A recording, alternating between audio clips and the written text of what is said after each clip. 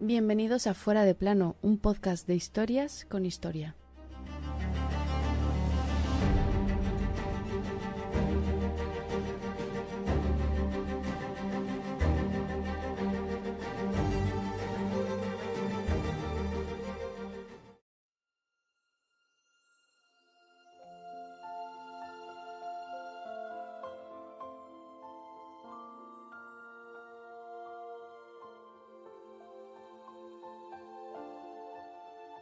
La recién nacida será reina, pero no reinará.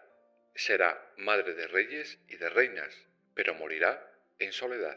Cuenta la leyenda que esta sentencia la dice una gitana echadora de cartas en una taberna de Segovia mientras nuestra protagonista de hoy venía al mundo. Leyenda o realidad, el caso es que esta gitana lo clavó. Y hoy nos fijamos en los últimos años y muerte de la primera reina en tener en una sola corona lo que hoy llamamos España. La reina sin reinar, Juana de Castilla, en la historia conocida como Juana la Loca.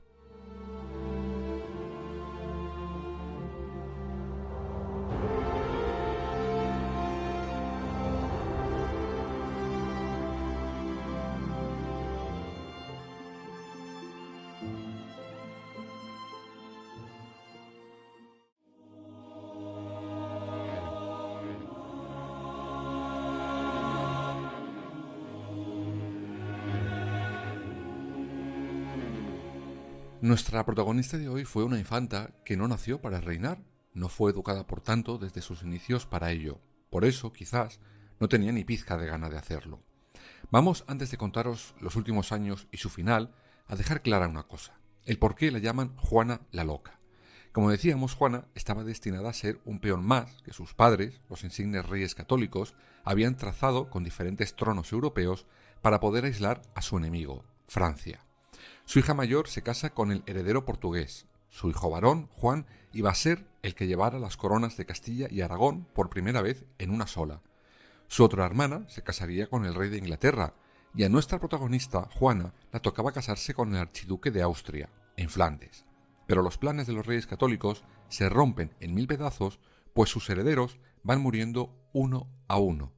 Y aquí encontramos el primer motivo por el que Juana ve enajenada, quizás, su mente.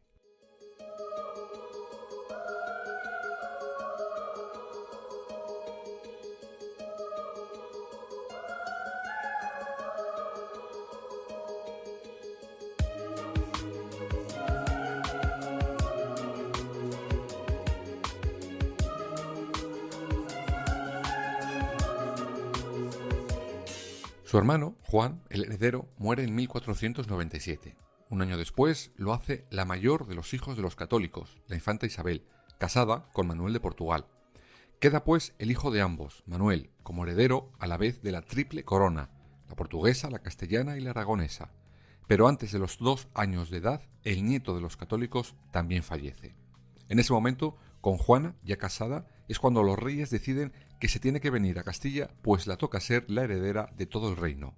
Estamos ya en 1500 y Juana tiene en Flandes sus propios problemas, graves problemas.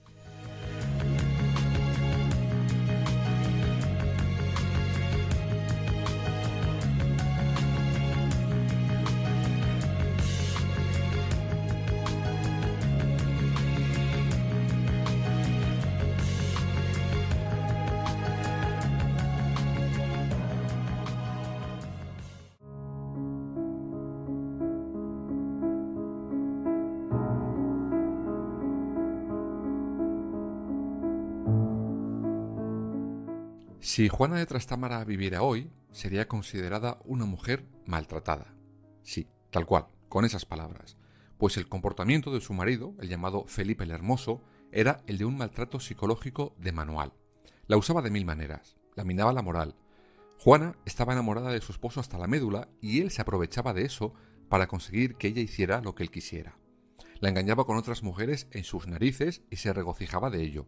La negaba cualquier contacto físico con ella si no accedía a lo que en ese momento le estuviera pidiendo. Y así, en medio de esa tortura mental de su marido, y a veces física, Juana recibe mes a mes la noticia de algún fallecimiento de un ser querido. Primero su hermano, luego su hermana, y después su sobrino. Y la guinda es que es la elegida para llevar la corona de Castilla y Aragón. Todo esto hace que Juana no muestre ni ápice de entusiasmo por reinar. La estaban desquiciando y encima tenía que aprender a gobernar en tiempo récord.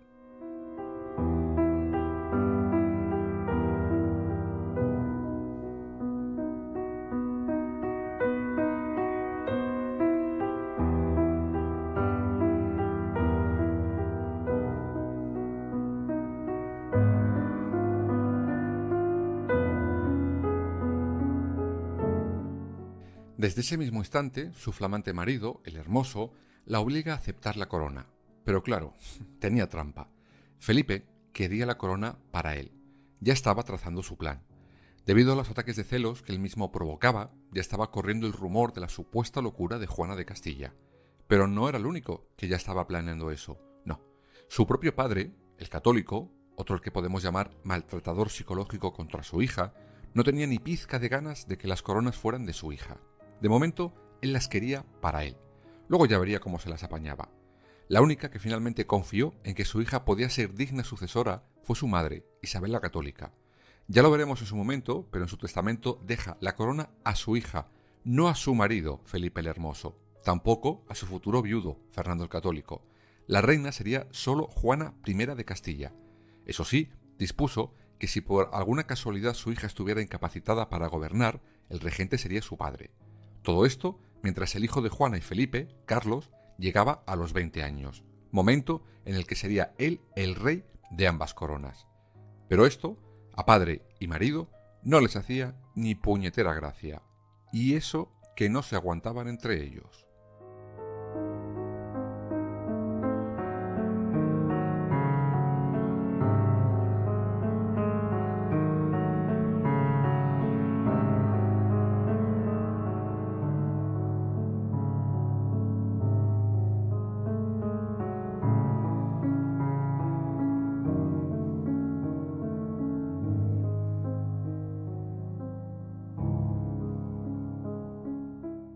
Lo que les separaba a Fernando y a Felipe era lo mismo que les unía, la ambición. La ambición por tener el poder y sobre todo porque Juana no lo tuviera. Por eso, ya lo contamos en el capítulo de la muerte del católico, por encima, y lo contaremos en un capítulo propio en profundidad, Fernando y Felipe firman un acuerdo, primero, por el que los reyes serían ambos, Felipe y Juana, cosa que contradecía la voluntad de la difunta Isabel, y las rentas de los impuestos se dividirían en dos partes, una para el matrimonio y otra para el padre de la verdadera reina. Pero esto, al Hermoso, le sabía poco, por eso finalmente firmarán otro acuerdo por el que Fernando se pira a Aragón y deja como reyes únicos a Felipe el Hermoso y a Juana, la cada vez más loca, por culpa de ellos. Pero esto se trunca en pocos meses. Una noticia sacude el gobierno de Castilla y la mente de la reina. Felipe el Hermoso pasa a mejor vida, en muy pocos días.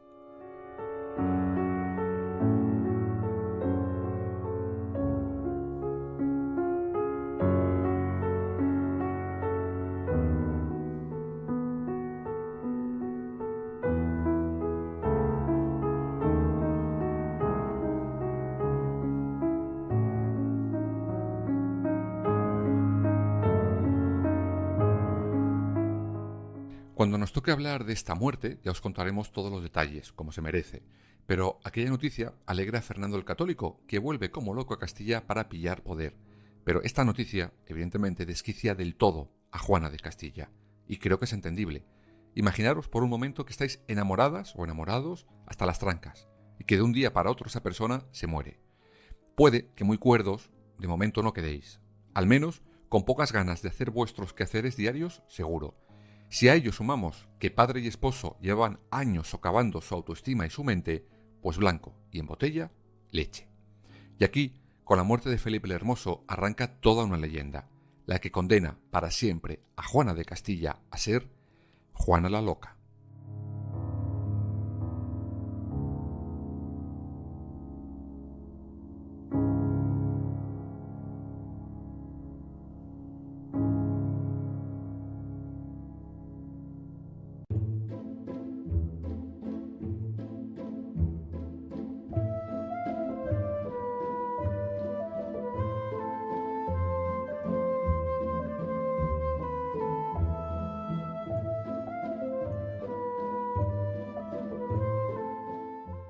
Este hecho no es otro que el más que conocido tour que tuvo con el ataúd de su marido.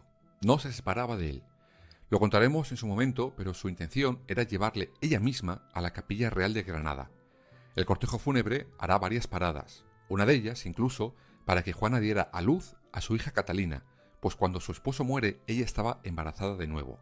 De todas formas, la leyenda habla de exceso de celos del cadáver, incluso por parte de Juana.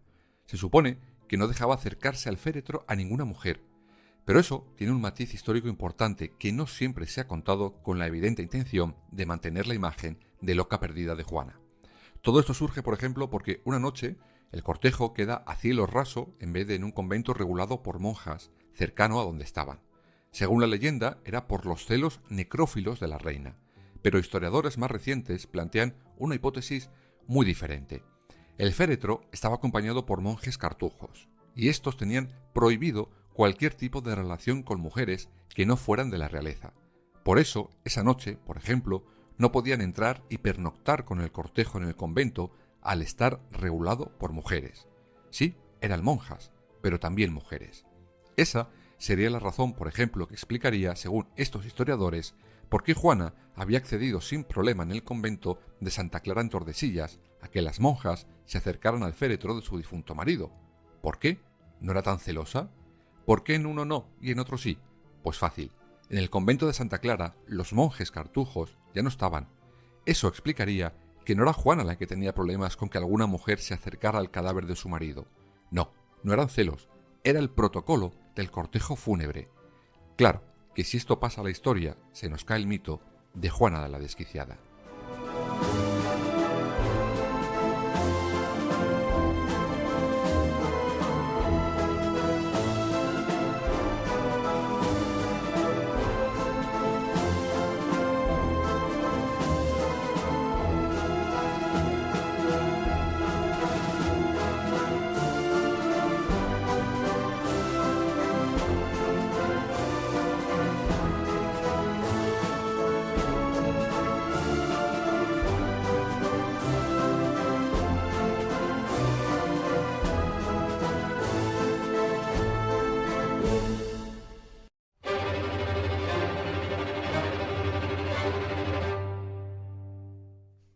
Sea como fuere, Juana es interceptada en ese camino hacia Granada por su padre, que ha vuelto a por el poder que su difunto yerno le había quitado.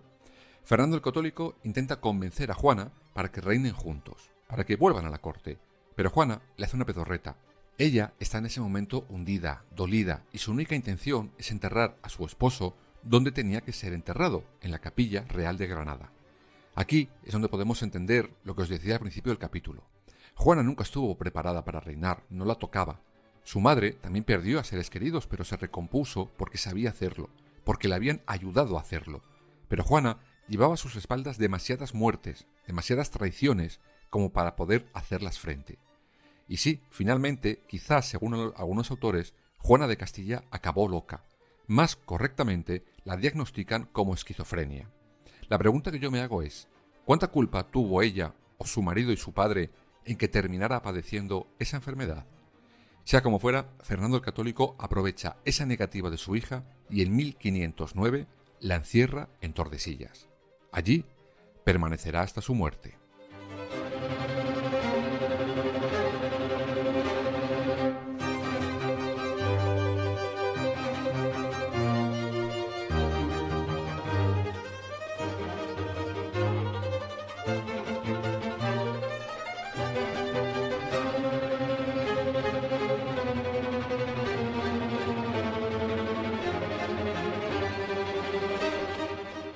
Juana será encerrada en el castillo de Tordesillas aquel 1509.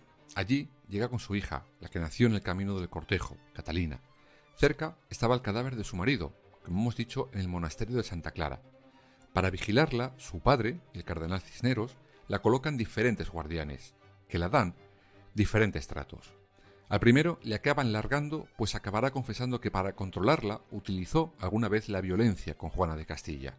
Después ponen como gobernador de su prisión a Hernán Duque de Estrada, quien la tratará de mejores modos. Incluso llegará a confesar a Cisneros que Juana, si la tratas bien, tenía prolongados estados de lucidez, que si intentabas forzarla a algo era cuando se desmoronaba. Claro, esto no les interesaba ni a Cisneros, ni a Fernando el Católico, ni tampoco a su hijo. Sí, Carlos I de aquí y V de allí jamás sacó de la prisión a su madre. Le venía mal, pues se apropió de títulos que le correspondían a ella. De hecho, mientras Carlos reinaba, era correy junto a su madre, pues a pesar de todos esos episodios de locura contados por algunos, las Cortes jamás le quitaron el título de reina, ni siquiera la declararon incapaz. Ya veremos en su momento, pero hubo un momento de la historia que a punto estuvo Carlos de quedarse sin la corona. Es en la llamada Revuelta de los Comuneros. Estos consideraron a Juana la reina única y se fueron a Tordesillas a entrevistarse con ella. Ya contaremos qué ocurrió, pero si hubiera salido bien, la historia hubiera sido otra muy distinta.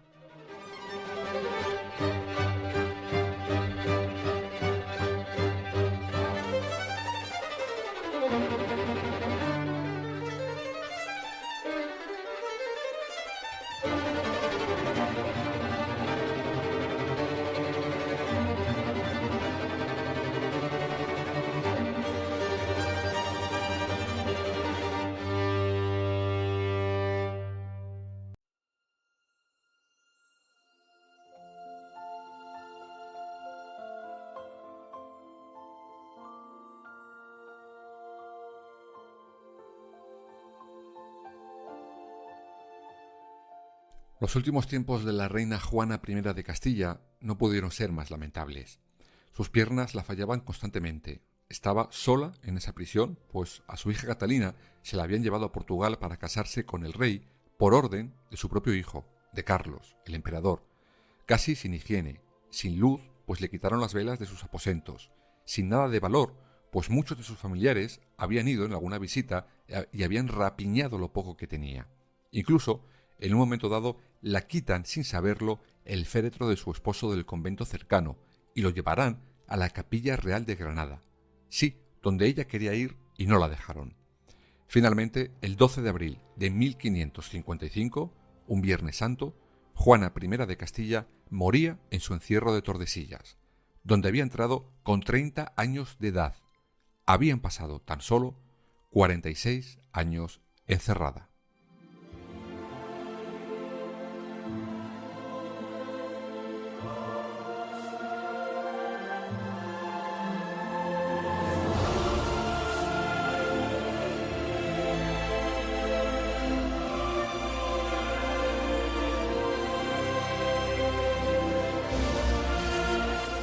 Con problemas mentales puntuales o sin ellos, queda claro que su familia, en concreto los hombres de su familia, no estaban dispuestos a que ella llevara las riendas de un trono como este.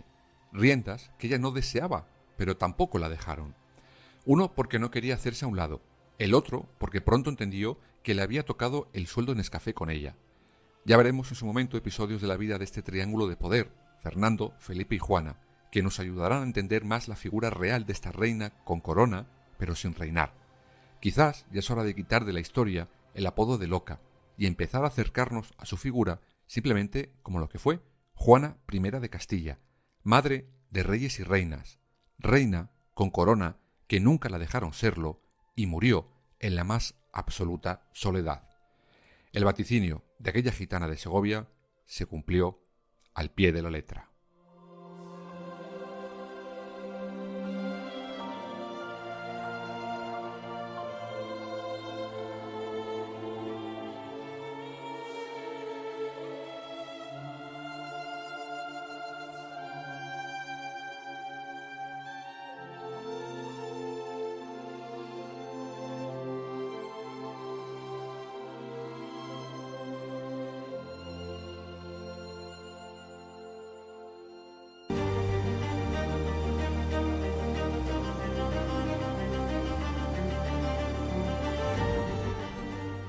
Fuera de plano. Suscríbete en las principales plataformas y síguenos en nuestras redes sociales, Instagram, Twitter y Facebook. Fuera _de plano.